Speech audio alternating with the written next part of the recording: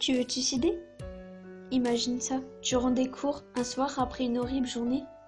Encore, tu es prête à tout abandonner. Cette fois, tu vas dans ta chambre, tu fermes la porte, tu prends ce morceau de papier pour écrire une lettre de suicide, maintes et maintes, encore et encore. Tu prends cette lame de rasoir et t'ouvres les veines pour la dernière fois. Tu prends ces pilules et tu les avales tous par un. Tu t'allonges avec cette lettre sur la poitrine, tu fermes les yeux pour la dernière fois. 2 heures plus tard, ta petite sœur frappe à la porte pour que tu joues dans le jardin avec. Tu ne réponds pas. Alors, elle rentre, elle voit seulement que tu es allongé sur ton lit. Alors, elle pense que tu dois dormir. Elle redescend. 1 heure après, le dîner est prêt. Ta petite sœur dit à ta maman que tu dors toujours. Alors, elle monte dans ta chambre pour te réveiller.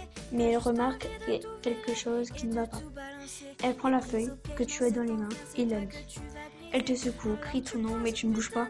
Ta sœur désorientée court dire à ton père que ta mère n'arrive pas à te réveiller. Ton père monte dans les escaliers, affolé. Voit ta mère en train de pleurer, tenant fermement cette lettre contre sa poitrine, près de ton âme. Il comprend rapidement et se met à crier. Je te rêvasse par la fenêtre.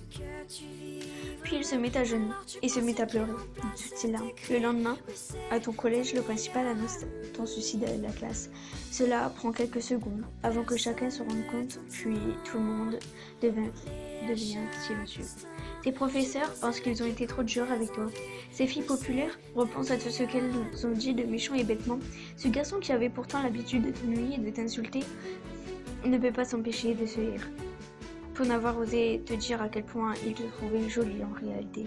Tes amis, ils se demandent comment ils ont fait pour ne pas se rendre compte que quelque chose n'allait pas. Quelques jours plus tard, à son enterrement, ta petite sœur ne sait toujours pas que tu t'es suicidé. Elle est encore trop petite. Tes parents lui ont seulement dit que tu étais décédé. Ça l'a blessée énormément.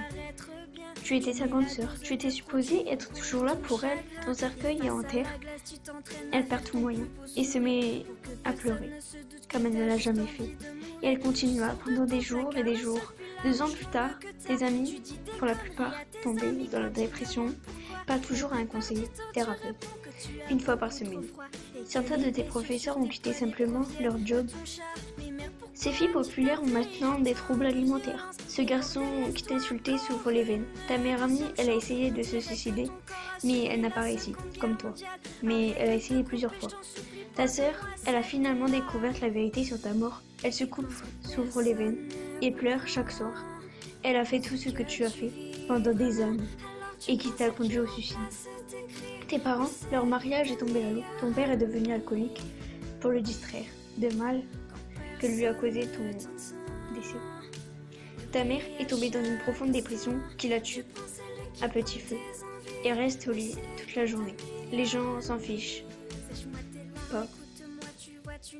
Tu le remarques peut-être pas, mais ils ne s'en fichent pas. Tes choix ne t'affectent pas seulement toi, ils affectent tout le monde autour de toi. Ne mets pas fin à tes jours, il te reste tellement à vivre, les choses ne peuvent pas s'améliorer. Si tu abandonnes, je suis là pour quiconque a besoin de parler ou autre, peu importe.